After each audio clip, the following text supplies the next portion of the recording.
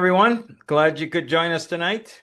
Tonight, we have a fantastic interview that was done with Ruth and Pete, and you'll be able to hear about the tremendous improvement that Pete had with using our helmet.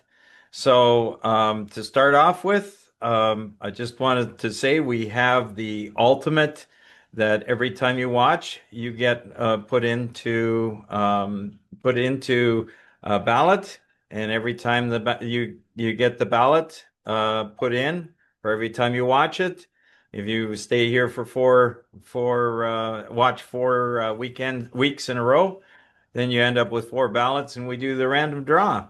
So that's for the Palm Ultimate, and that's a pretty powerful device. If you look, you can see right through my hand with the red wavelength, and with the near infrared wavelength, this happens to be the 1050. That's the Super Palm, but the other one, which is the one we're giving away, the Ultimate, has the 660 nanometer and the 810 nanometer. And the 810 nanometer comes much, much greater through the power level coming out of my hand, through my hand, is much greater through the 810. So we mentioned last time that we had 2 winners, but one never came through. So I have a new selection, random selection, and we want to congratulate Russ Crichton. He won the Palm Ultimate for January. So congratulations, Russ, on getting the Palm Ultimate. Now, tonight we're going to be talking about using the helmet in the situation of Parkinson's. So this is our helmet that we have. Now we have 2 different helmets. We got the regular helmet and we got the super helmet. The regular helmet has the 660 nanometer wavelength, which is the bright red. So that just pulls down like this. And now I'm treating my brain through my skull. So the red is actually going through the skull, no problem, and increasing blood flow on the inside wall of my skull. And then we usually do like 1 minute red, and then we switch over to the other wavelength of near infrared. In this case, it's 810 nanometer. If you can barely see it, there's little purplish dots there. It's hard to see. There you go. You can see the little purplish dots. That's 810 nanometer, and doesn't look very visible, but just like the Palm Ultimate, just like the Palm Ultimate, it is penetrating much deeper. So it's going quite a ways into the brain and affecting the brain in very positive ways. So that is our regular helmet. The super helmet has the 1050 nanometer, which has the potential to penetrate just a bit deeper. So with our device here, that is the device that Peter started using about a year and a quarter ago. It was the Christmas, just a year ago, Christmas. And he started with the light, and you will hear the testimony coming up real soon here, but fantastic results. So with all that being said, we're going to go right into our interview here. And right after the interview, we will have questions and answers in the chat. So please put your questions in the chat, and we'll try and answer them for you.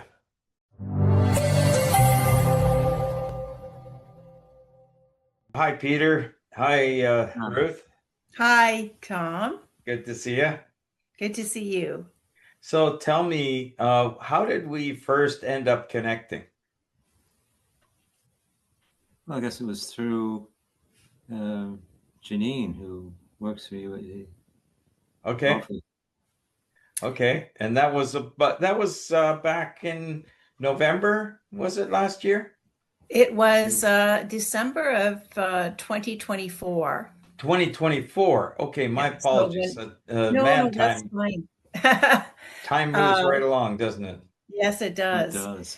And we had, Peter had participated in a clinical trial of red light therapy initially, Right.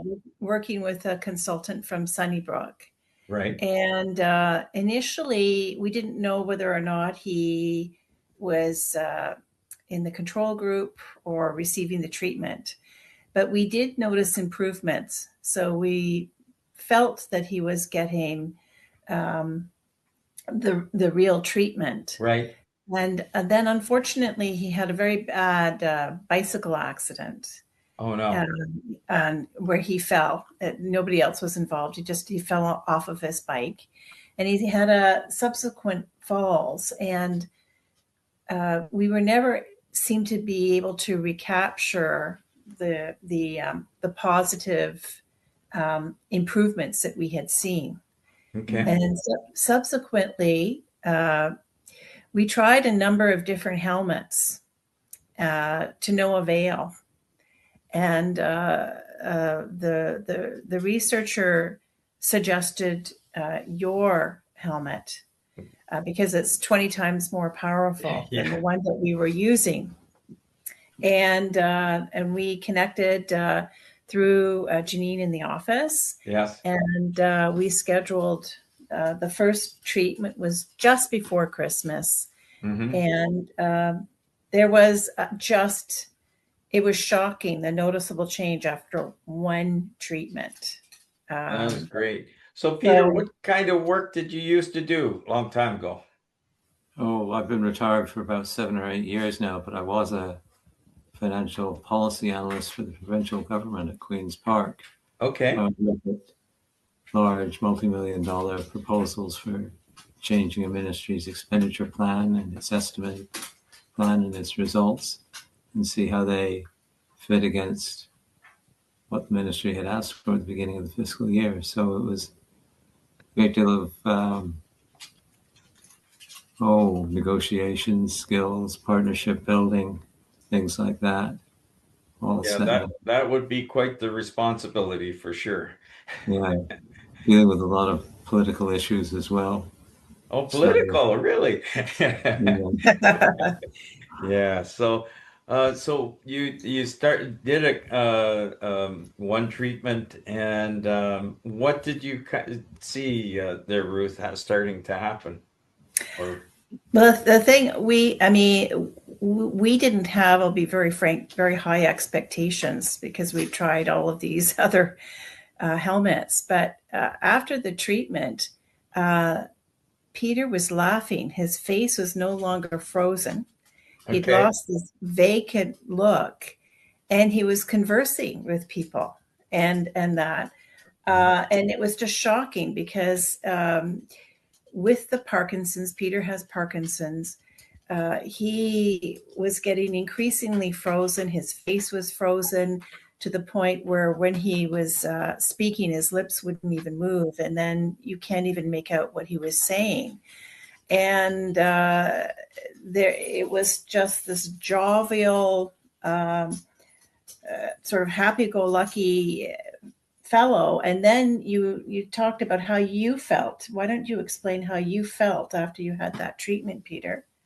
Well, it was like, I guess my head was warmed up and I had the helmet on, and when I stepped away from it, I could still feel it tingling all through my body, down the tips of my fingers and down into my feet and my toes. Like something was maybe awakening inside me. Wow, that was about a year ago, a year and a bit ago.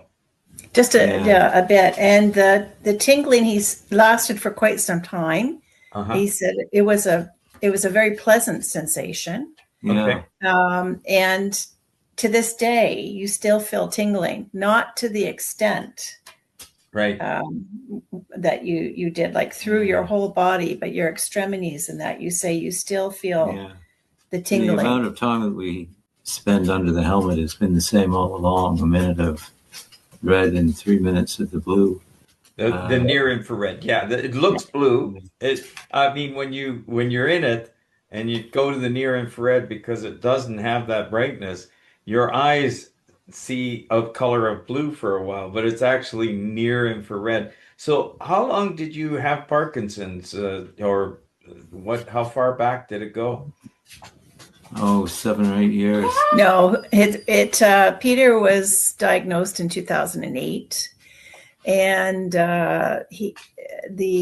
his physicians feel that he had Parkinson's much earlier. So he had Parkinson's at a relatively young age. It just Okay. hadn't been diagnosed. So it's actually been quite a while. That's Okay. one thing, is Peter's sense of time is not quite Yeah. the Yeah. same. All right.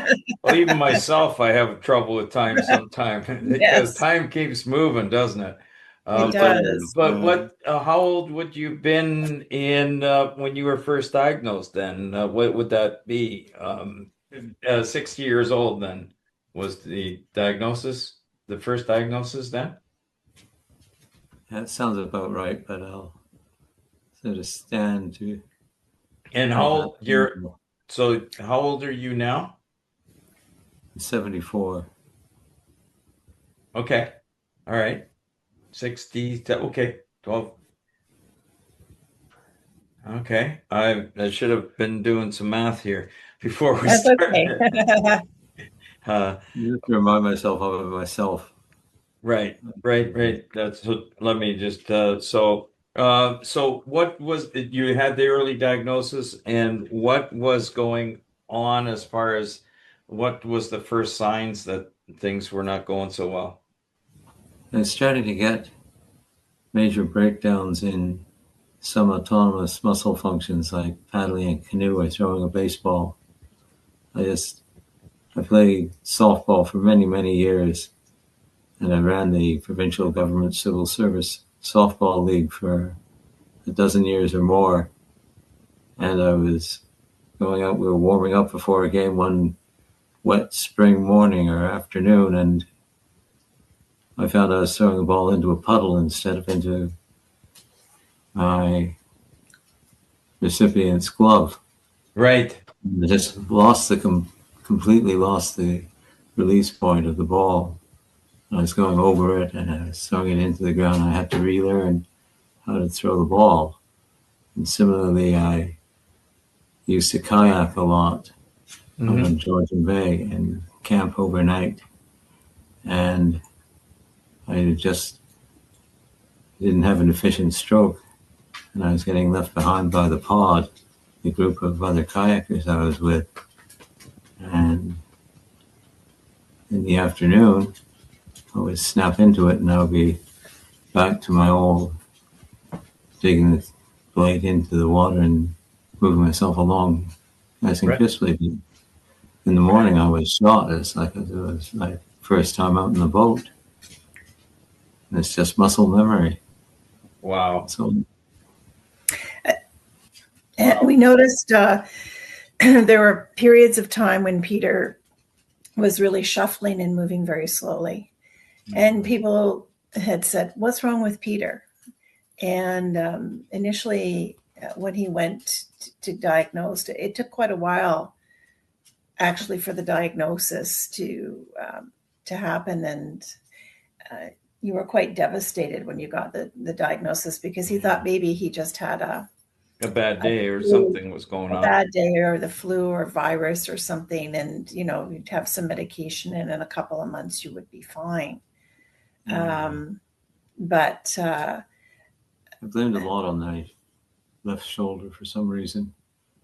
Seemed to be a willing victim. he thought he'd sort of just strained his shoulder or things like Yeah. that. But there were just too many things that were coming to fore. And initially, there was this feeling that, well, he was fine. And I said, well, you're not fine. So we pursued that, and then he received the diagnosis. Right. So would you say, Peter, that you wouldn't be able to laugh at things? Was it because you just didn't see the joke, or was it because the facial expression didn't come along? What would you say? Well, I would have thought that my expression was the same. So, Ruth, how about yourself? What do you think? What? Well, Peter would go through periods of depression, and there was a time when there are some very funny shows that I would watch that are they're just very wholesome, funny shows. And Peter said to me, I watch these and I can't understand why you're laughing. I can't seem to laugh anymore. I can't seem to find the humor in it. Right. And that was a real concern. And now he's laughing, he's socializing. Peter has a wonderful wit and great humor, sense of humor, and he's known for these great quips and storytelling. And now you're spontaneous and you laugh. So and let's just test that out. I got a joke for you. Okay. Well, we can't guarantee anything, but so these two senior couples go out to eat, and obviously the guys are in the front, and the women are in the back, and the driver says, "Hey, Jim, what's the name of the restaurant we're going to? I can't remember." Jim says, "I don't know." "Jim, come on, help me out. What's the name of the restaurant?" He says, "I don't know." "Well, what's the street it's on?" "I don't know." So he says, "I need your help. What's the name of that flower with the pokey things on it?" And Jim says, "What are you talking about?" "The flower with the pokey things on it. Yeah, it's got the red petals on it." And Jim says, "You mean a rose?" "Yeah. Hey, Rose, what's the name of the restaurant we're going to?" So couldn't remember the name of his wife's name. So he needed that help. But so, anyways, it's one of those jokes that it's a clean joke. So anyway. But you can see he's smiling. Yeah. And he's got a twinkle in his eye, which is great. And before there would just be a vacant stare. And the other thing that I'd be watching, and he'd sort of be half crouched, and I'd say, "What are you doing?" And he would say, "Oh, I'm going to sit." And I one time I just watched him, and he was in that position for 5 or 10 minutes. Mm-hmm. And I said, "Peter, honey," and he was stuck. So he got stuck. So he wasn't processing. He knew he wanted to sit, but he wasn't able to sit. The shuffling of the feet, which is typical with Parkinson's. Right. So to see him, and then he was animated and talking after he had the first treatment. So, we were thinking, well, I was wondering, how long is this going to last? Is it going to rub off or whatever? But after the third treatment. Right. And you were doing daily treatments at this point, correct? We were doing them 2 or 3 times a week. 2 to 3 times a week. Okay. All right. So the weather was very bad. Right. You were coming up here. You were coming to the office here. That's right. Yes. Yeah. And but after only the third treatment, Peter got very excited, and he wanted to get a pen and a paper. And he said, "I want to do that clock exercise." Right? Yeah. So tell him about that. And it's in the Minnesota Multiphasic, the MMP set of little exercises to test your cognitive memory skills. And it's draw a clock, put the numbers on it. Right. Like I'll just grab my clock here for those that are watching, like the old analog style clocks. Yes. Oops, there we go. Yeah. You know, if Yeah. and you And over the year or so that I've been taking them, up until that time, I'd taken the assessment test a number of different times for different treatments and physicians, and I could never get the two ends of the line of the circumference of the clock to meet. I couldn't draw a circle, basically. And you can't draw a circle, it's hard to put the numbers on it. And I just felt, that something came to me that I could do it now, or at that point in time. right, Something would happen, I could do it. And I went, we got a piece of paper and a pen, and I just drew the circle. Both ends met. I divided it into quarters and quarters and quarters again, so I came up with 12 points around it, and went from 1 to 12 around the edge, and then put the hands where they're supposed to be. right. You can put the exercise. So with this, you sent me a picture, Ruth. Is this the picture then, or do you have one hand? This is the one. Whoops, I got just so. So yes, that's the picture. And he hadn't been able to do that. So that's remarkable that, over the years, you could see a deterioration where he wouldn't put all the numbers. He didn't have the hands. He didn't necessarily do the circle. So when I showed that to his physicians and also his physiotherapists and the people with the clinical, they were just shocked at how well he did that. Of his own initiative, which was really great. Mm-hmm. Peter used to design very elaborate and beautiful theatrical sets. Oh, really? Video theater. And one of the things is that he was not able to do that. He couldn't hold the pencil. He couldn't, formulate the things. So for him to just even do the clock exercise was really incredible. And you also showed the picture there of he's doing artwork now, and you can see that. Oops. You can tell what that is. Yeah, that's a duck. I probably wouldn't even do that good. And so there's a stark difference.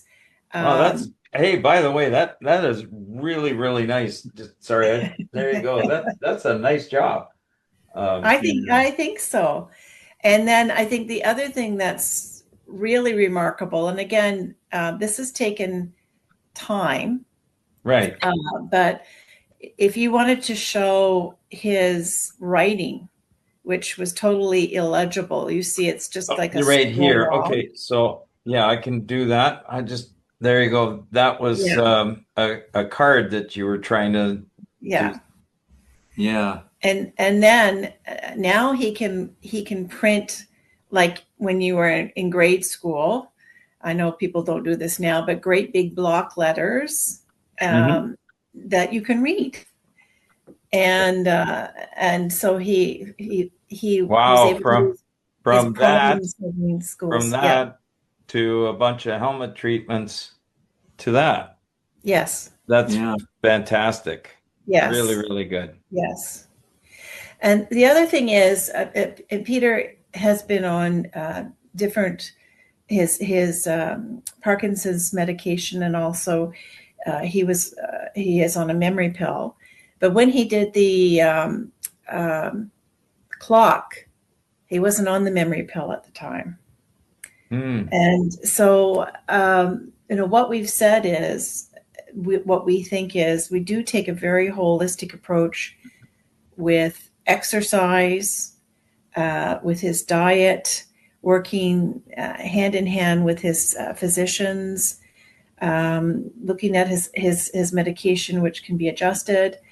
But the red light therapy, we feel, has really made that noticeable difference, particularly with his mood, Tom, because he sort of from day one had this hope and optimism. And he can still experience bad days and some challenges, but the improvements that he's had from prior to the red light, this particular helmet, Peter wasn't following simple instructions to the point that he was going to be pulled from his exercise classes because he couldn't follow it. He couldn't make his body do what you were told to do, like lift So up if you're supposed to move your right arm back and forth. Yeah, I'd probably get to about here. And then leave. Okay. But you would also not do it. Yeah. He'd be frozen. And so you'd sort of go and you'd sort of help him, you know, to get him going from being stuck. Right. But and now he well, he you does. want to, can you move your hand a little bit for us? Do a wave like this. Oh, we got to bring it into the picture. There we go. There you go. It's head in the corner. Well, that is fantastic. Dylan's easel. Yeah. Okay, so even like coordination is back to do things like that. Yes. Well, yeah, you'd have to have real good coordination come back to be able to draw that beautiful picture, and that's wonderful. Yeah. The one thing I've had with some help from some very good people along the way. People at St. Joseph's Villa who run a little community program for disabled adults. Mm-hmm. And so they worked with you to try and help you. Yeah. But you do that. We do a number of activities, like the doc was one of the afternoons spent painting and learning how to paint because I'd never worked with acrylics before. So there I am. Yeah, so it's something new for my brain. Well, you did numbers before, but now you have to do something a little bit different. Yeah. So that's well, and to your point, I mean, Peter worked in billions of dollars, and he wouldn't be processing it. He couldn't calculate a simple tip, and now he's back to doing things like that, like everyday activities that you just take for granted. We had seen a decline with Peter, things like getting into a car. Yeah. And I had to have 2 sessions with a physiotherapist, and I was still not getting in as cleanly and getting my seatbelt done up the way you would like to have it done. Right. And I don't drive anymore because of the Parkinson's. It'd be very frustrating for Ruth to sit there and watch me fumble with my passenger side seatbelt. But it just started a couple of months ago. The process just started to clean itself up. And isn't that so? There's still progress going on. Yeah. I would say that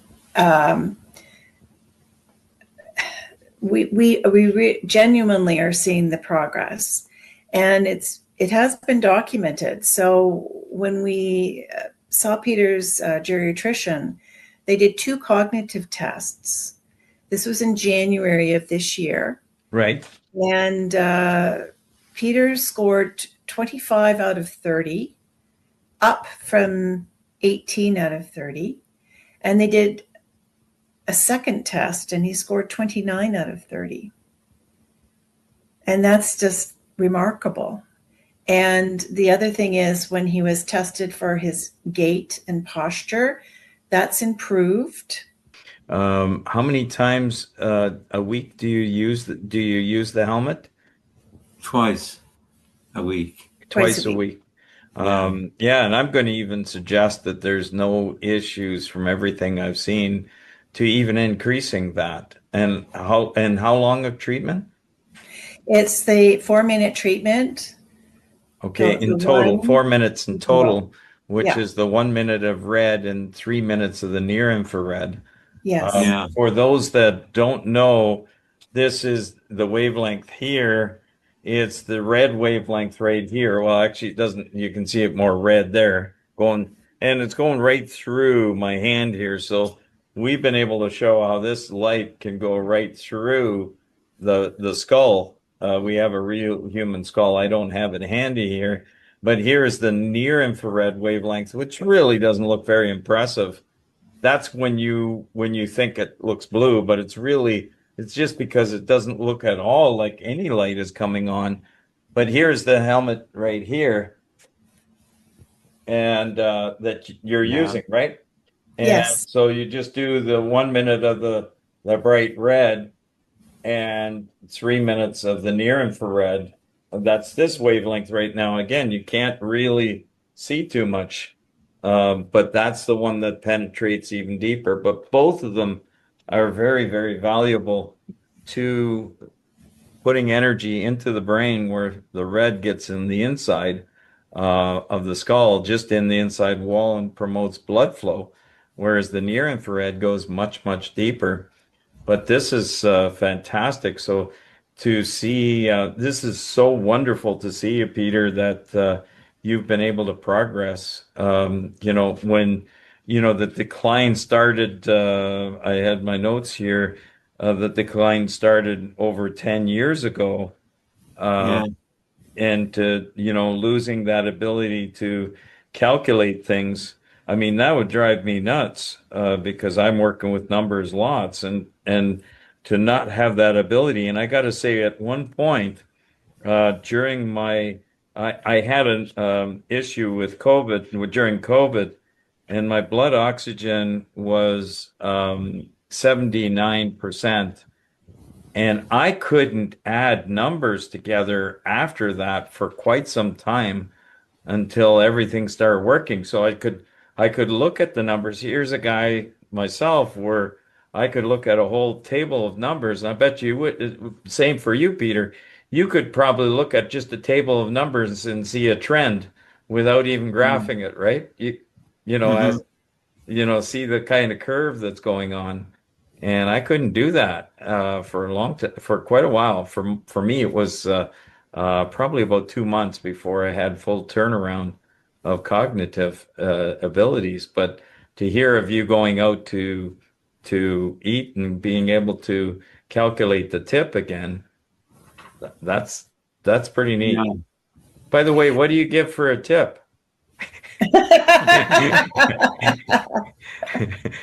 We're always very fair. These people work very hard. Yeah, that's good. No, I Um, won't put you on the spot. But, obviously, you're able to work with the numbers and calculate that out, which is fantastic.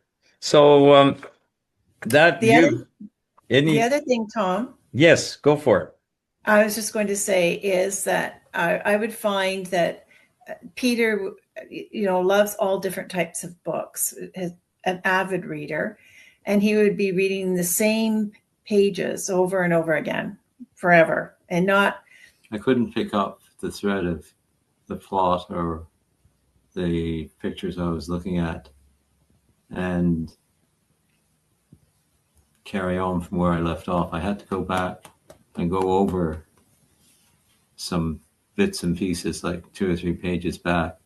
So Right. it'd be 3 pages forward, 2 pages back, Yeah. 4 pages forward, 5 pages back, which is not a very efficient way to get through a mystery novel or something like that.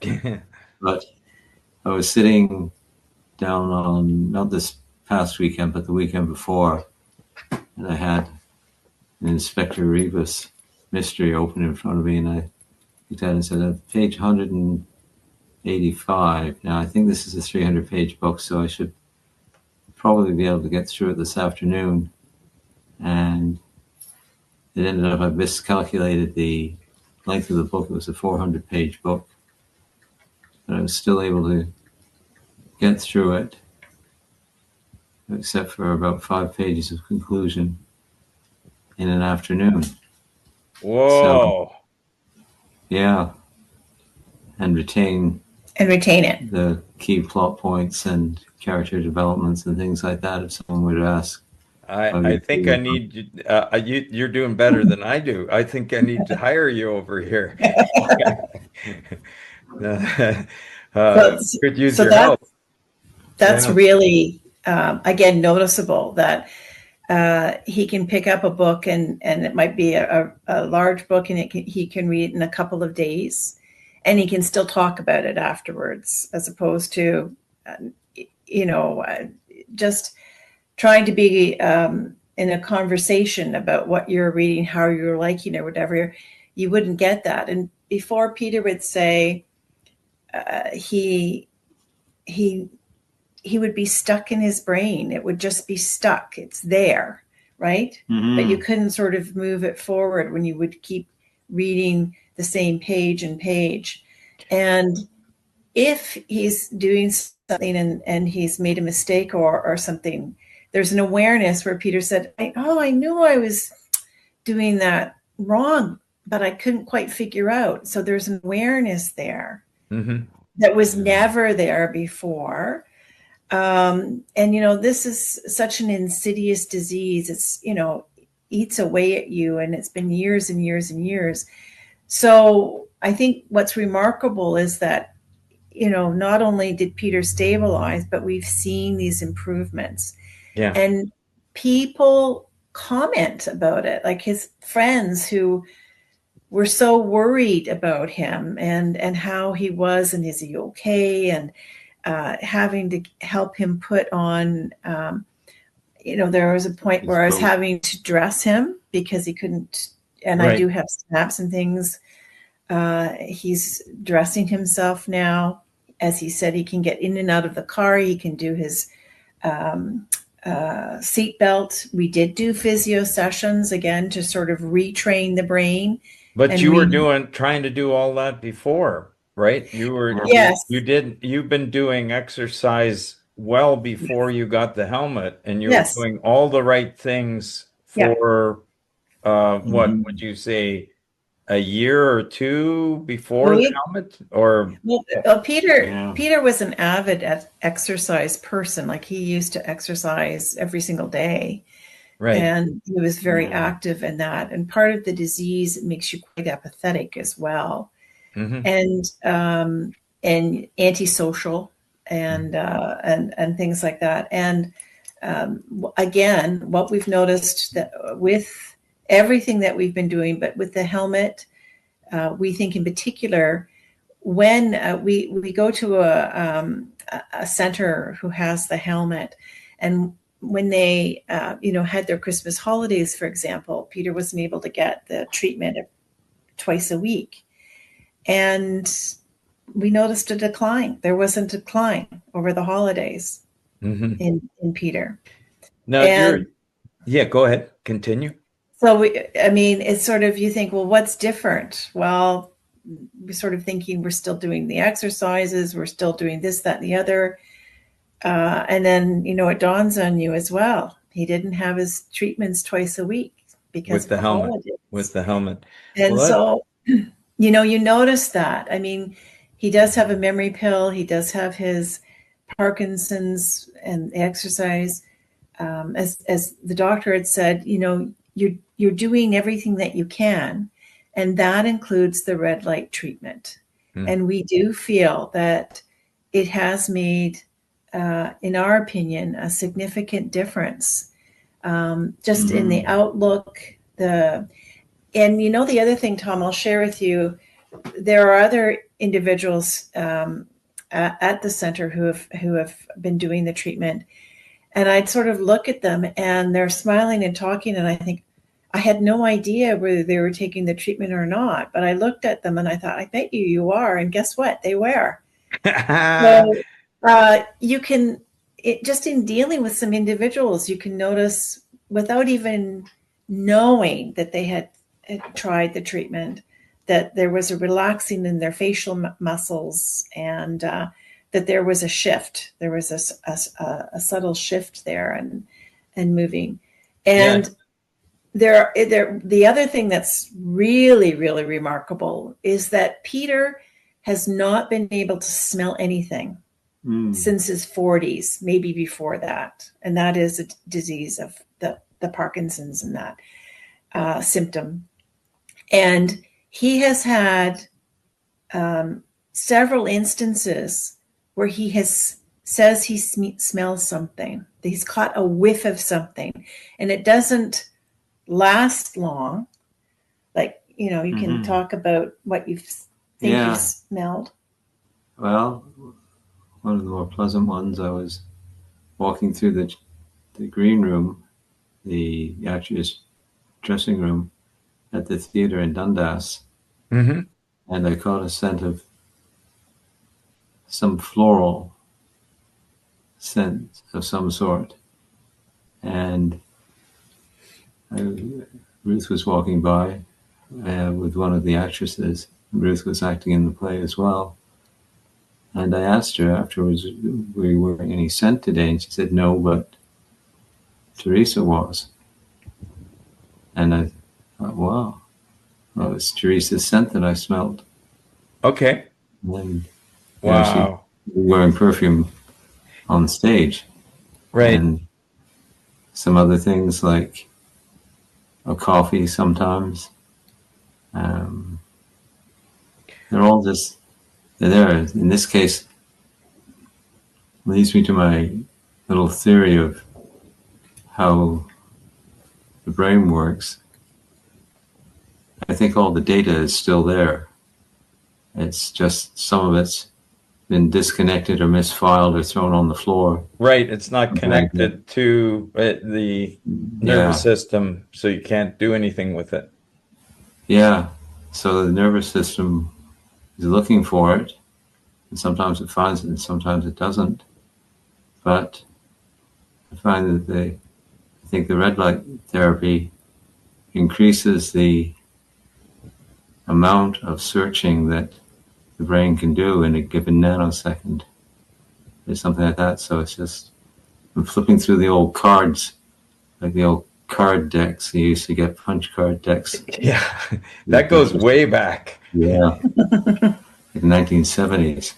Yeah. And yeah, you used to punch those out and put them in the machine, and the machine would go through and look for the right holes and spit out your answer. Yeah, I remember that when I went to first high school, that we had the punch cards for the computer, and we would put them in there. But yeah, that makes sense to me, at least. Now, you also are able to do puzzles and memory games, that kind of thing. Yeah, I do memory games with some of the other patients in the day program up at St. Joseph's Villa, and I'm getting quite good at them. And you probably beat me, no problem. That's one thing there's no way I can do a memory game. My granddaughters can beat me. Oh, but don't you see that card was just there? I know. I saw it, but I don't remember which one. yeah.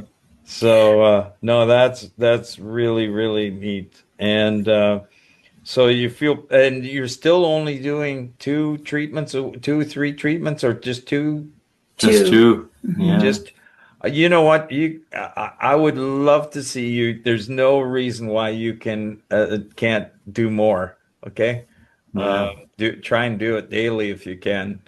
You know, I think that'd be a great thing, or as often as you can, anyways.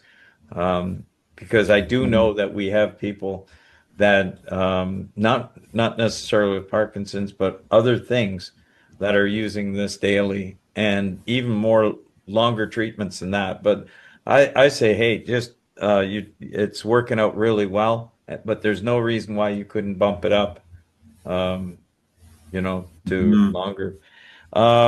This is so much. This is so encouraging to me, because when we're seeing this, light therapy making this kind of difference, and it's not like before before you got our helmet that you weren't doing any exercise, you weren't doing drug therapy, you weren't doing you did all of the things you possibly could. Yeah. Before you started using our helmet for quite some time. and you didn't see, you were just kind of either maintaining or slowly losing. I imagine, Ruth, it was slowly going down. Was that the case? Like slowly loss Yeah. of this and that and that? Yes. Yeah. And and it was noticeable with people observing this with Peter, and it was really difficult to see that and very frustrating for Peter as well. And then he didn't even sort of realize what was happening, or when you did, sometimes in the denial frustration, about it. denial is a big thing. But I think, to your point, what I think is happening is that there's the synapses where there are new neuron pathways that are being created. Mm-hmm. In my humble opinion, I'm not a scientist or anything like that. That's, just as when you have a stroke, the brain can recircuit.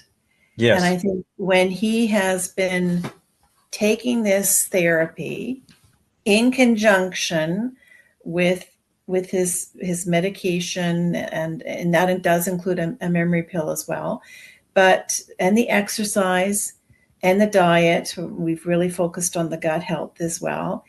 It's making a difference. Mm-hmm. And you know it's not a cure, but for him to have improved to such an extent that he has, it's remarkable, because um, he wouldn't have been able to have this conversation with you. Yeah. And a year ago, Mhm. you wouldn't. It would be yes, no. Mhm. Sometimes there'd be a pause, and you'd say, "Well, Peter," and it would be a yes, no, and he'd say, "I'm thinking about it." So he's processing the information, but he can't tell you for a very simple yes or no, because it's stuck in the Yeah. brain with Yeah. with the Parkinson's.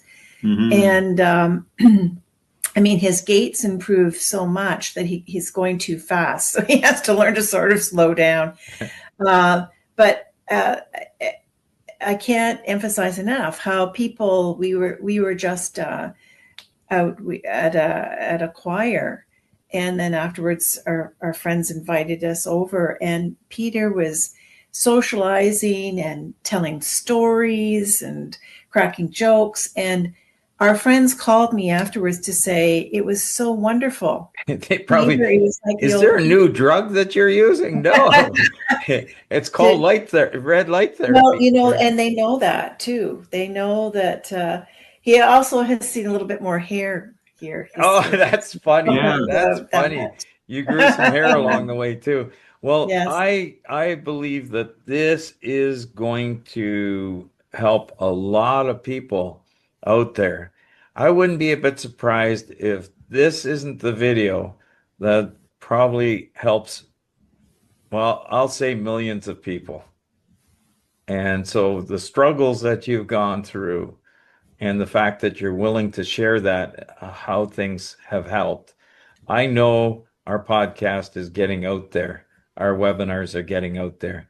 And this is going to be something that a lot of people are going to pass along, because this is hope in this situation. This is, Mhm. what if Peter could have used this technology? It wasn't developed yet, but what if Mhm. he could have used it already 15 years ago or 12 years ago? How would things look a little bit? Maybe they would be, even better than what we're seeing right now. Like, this is great. But and what a load to be lifted off your mind, Ruth, to be able to know that your husband can understand you, and you can have intelligent conversations. That is fantastic. And so thank you for being on this webinar with us. Well, Well, thank you thank you, Tom. for all your work on this over the Yes. years. Yeah, yeah.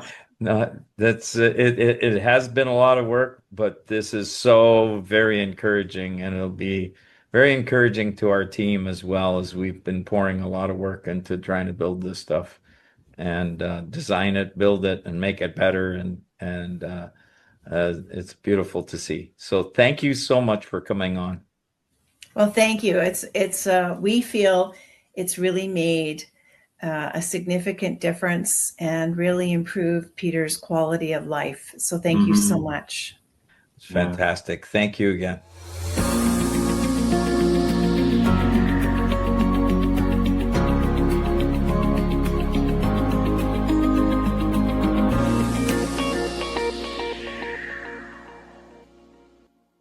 Well, I am glad you were able to join us tonight. And even watching it a second time around, it is something to see the major improvement in this person's life.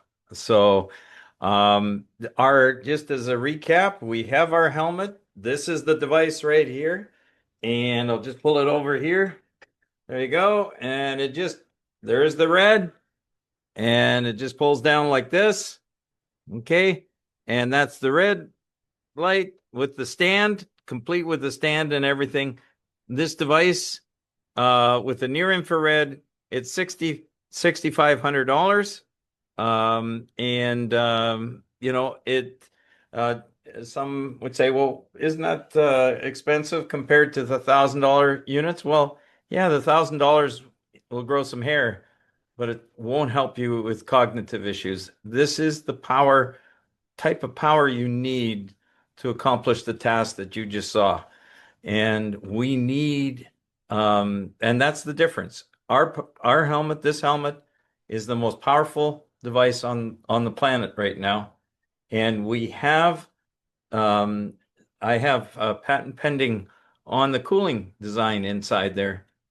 So that's why we can have so much energy coming into the brain. And for those that aren't aware, the light can go into the mitochondria in the cells, and when it does, it allows the mitochondria, which is the power plant of the cell, to get the energy it needs. So if the cells are starving, they're not going to get what they need to repair, to even die. They need a certain amount of energy to allow themselves to die.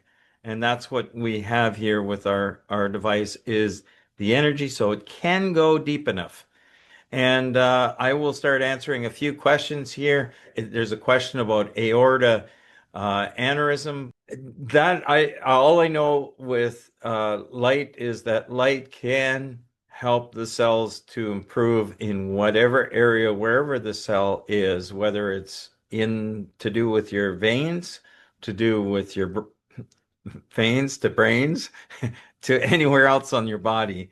So I think it's very possible that over time it could possibly help, but some of these, we need to have more research.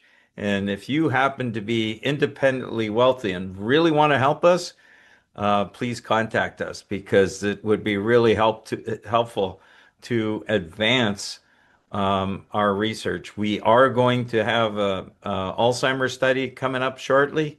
That's going to get started in Texas. We got another study that we're hoping to get started within a couple months to do with migraines. And if we have the funds, we could start far more studies. So yeah, it's something that we could be helped by, if you feel. And I'll just mention this too. Funding isn't everything. I tell you, if there's those out in the audience that know how to pray, we'd love to have your prayers too, because it's a lot of work to try and design these things and trying to figure out all the details, and then all trying to work with all the relationships out there to work with, trying to get clinics involved and all of that. Quite a bit of work. But let's see. Here's Bujuan is asking, does Peter use the helmet now daily? And so what is the protocol? No, he's still only using it 2 times a week, and that's because he has to drive into the location where the helmet is. It's not at our facility. So it's only twice a week, and he's using 1 minute of red and 3 minutes of the near infrared. And Susan is asking, was Peter using the 810 or the 1060. It's actually 1050 nanometer, and he was using the 660 810. And so that's all results with the 810 nanometer. We'll go on with a few more questions here. Natasha is asking, what about helmet for her mom? And it turns out that we do have a location outside of San Diego. So I'm not sure the distance. If you want to get in touch, send us an email at info@SunPowerLED. That's info@SunPowerLED. You can send that question to us and we'll try and see where that's possible. By the way, everybody, please go to the YouTube channel and do us a big favor, subscribe. When you do a subscription, it means there's no charge, but if you do the subscription, what happens is that builds our audience, and the first thing that happens is if we have a new video come out like this one right now, which will be posted very shortly, when that video comes out, you'll know about it because it'll come up. The other thing is please also click on the like button, because when you click on the like button, that really opens the doors for us on YouTube for other people to hear about us, because they give us what's called impressions, meaning you've seen it, where you might see on the side of your screen different other things you can watch. Well, ours will bounce up on that, and that's because people have put likes on my video, and so that helps other people learn about our technology. So, anyways, please do that for us. So subscribe and like on our SunPower LED channel. Okay, Anne is saying congratulations. Your response to treatment is so exciting. This is really fun to see. It's beautiful to see. Tamara is saying Daily has helped us after stroke. So I guess someone in their family has had a stroke, and I think I remember that yes, they've gotten the helmet. Tamara, if you want to mention that, or is that with the Palm Light? Okay. Did Peter try photobiomodulation also on the gut, like mentioned by two neuro doctors in webinars 2 or 3 weeks ago? Yes, he did do that, and that's, I believe, part of the equation, but that was also done for quite a while before. So I am positive that there's good things when you can do multiple treatments, and it is possible with the helmet to do that by just turning the unit sideways, and now the unit has all the light coming, like a lot of light is coming out through the front of this. So this can actually be done on the belly, or as a matter of fact, anywhere else on the body. We've got, well, you can see how this could be used for people that want to do facial treatments, same type of thing, or treatments. I've had people put their knees in there, they put their elbows in there, even their feet in the helmet because they have one of the helmets. So that's possible. So yeah, it's really neat to see the number of people that have come out tonight. And we got a bunch of thank yous here from Deborah. Thank you, Peter and Ruth. Great webinar. Katie is saying, wow, impressive. Thank you. And Boudwin is saying, thank you. This was very helpful. And Karen is mentioning ADHD, ADHD. Yeah, 19 years old. I have a helmet. Can we use it every day or slow start? I would always recommend on a new that you just do it like one treatment a day and maybe even half the time for a few days, and then slowly increase that. So that, well, slowly you could then go maybe after a couple days to 1 minute and 3 minutes, and then do maybe twice a day as well. There's a lot of benefit apparently to treatment in the morning. Something to do with the healing system that our bodies, that there's some extra benefit in the morning. So I would recommend like 2 times a week. Yvonne is saying just brilliant that his quality of life has improved so much. So helpful for Ruth as his career as as well. Yeah, imagine that he was controlling billions of dollars in his calculations, working for the government, and then to not be able to even calculate a tip, and now to have the ability to work with numbers once again has got to be fantastic. So Anne is asking, what about recovery from a brain bleed? There is suggestions that one might not use it for the first day or two after a brain bleed, and I think one thing is that a person can also just really have short treatments for the first few days if that's the case. But a lot more research has to be done in this area, and we hope that because of videos like this, that maybe eventually some more universities will actually have be interested in doing some studies with us. Jolie is saying, are the lights placed in specific locations to help with cognitive recall? As a matter of fact, I gotta say that when I designed this particular light with the locations of all the palm it was the same unit, same core design with that palm unit in each one of these locations, but the locations were actually determined by trying to get a certain number around here. We actually designed this thing without knowing the brain. I'm honest here. We did not know, but I believe God gave us a great idea when we tried to design this, that somehow we ended up with the placement of these lights in exactly the right placement where they need to be. I didn't know that, but I'm very thankful that that worked out that way. Martha is asking, I remember seeing this gentleman early in 2025, and to see him tonight was just so wonderful. Such a change in his demeanor, involvement in speech. Great to see.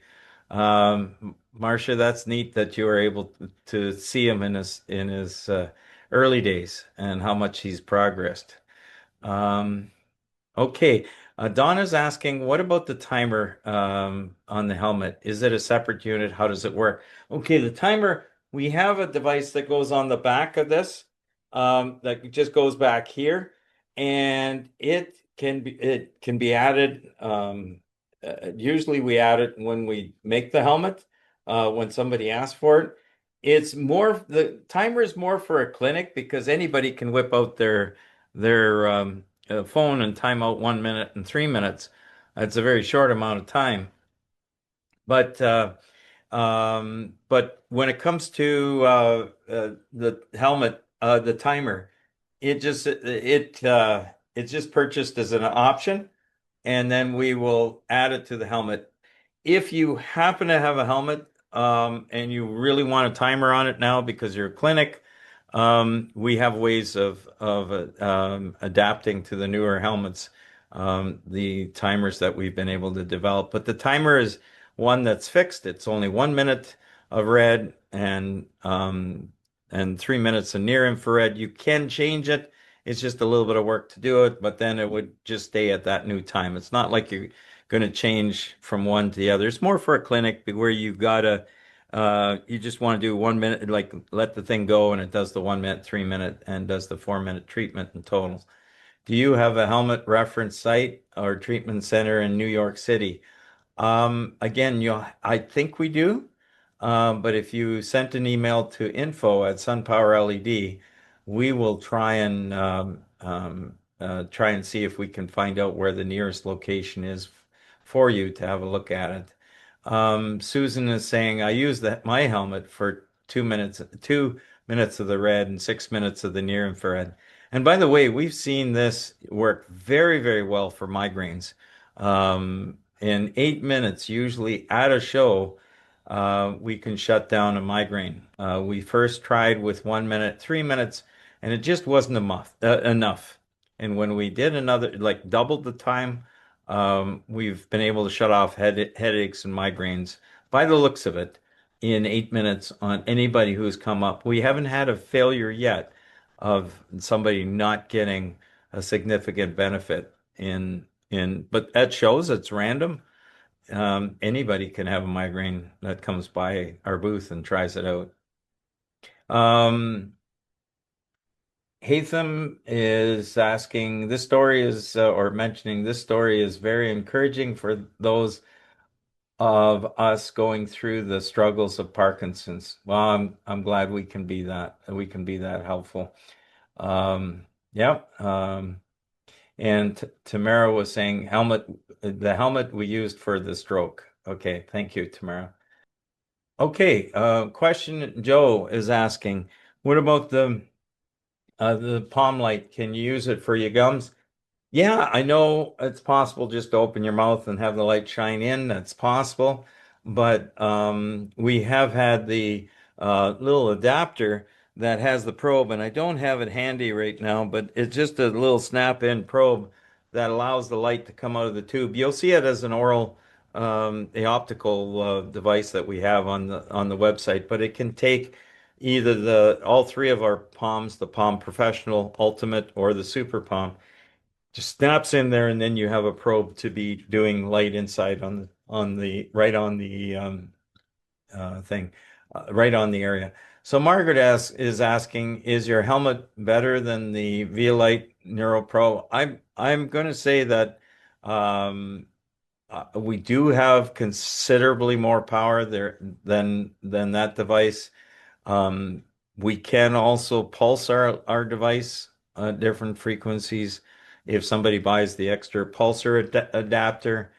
And if you look back about, I think it's about 4 videos, or if you go to the YouTube channel and look up the YouTube shorts on our SunPower LED, you can actually see the comparison of the light coming out of our device going into like an artificial skull where we're kind of trying to capture the energy that's coming through.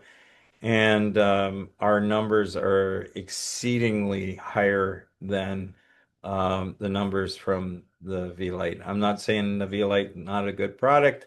I'm just saying that we have much, much more by a good multiplier. Let's put it that way. Peter, in answer to your question there, did Peter use the 660, 810? It's actually 810 nanometer, not 850, or the 660, 1050. It was the 660, 810 helmet that he used. So that's this helmet that's $6,500 on our website.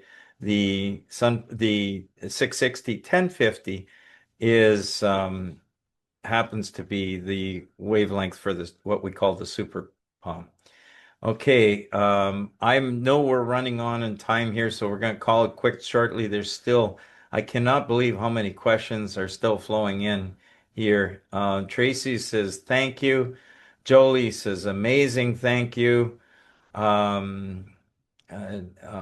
Jennifer is saying, I can't wait to try mine. This is great. This is great news. Okay.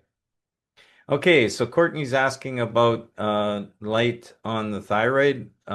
We have had people with problems with the thyroid, whether it's hyper or hypo, and it has helped the person slowly come back to where they should be with their levels. But that's something that when you do treatment on the thyroid area, it's very, very important that you monitor your T4 levels and make sure that you're not exceeding.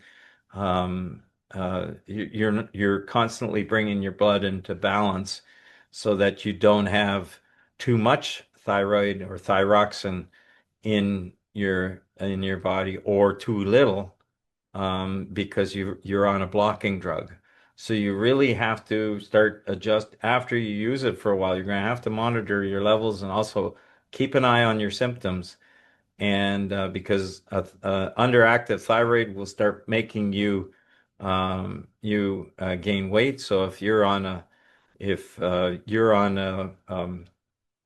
blocking drug and you're starting to your thyroid's starting to go into a more normal production, what might happen is that you start being underactive with your thyroid. In that case, because of the drug, so then you will start gaining weight.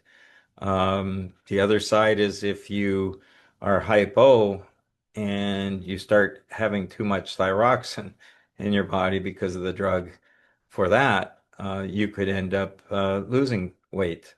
And so you've got to be very careful when you do that. Did Peter have any shakes in his limbs? If so, did he see improvements? And yeah, so I believe he had, if I remember correctly, and somewhere in he had a little bit of shakes too, and that improved. So it's possible.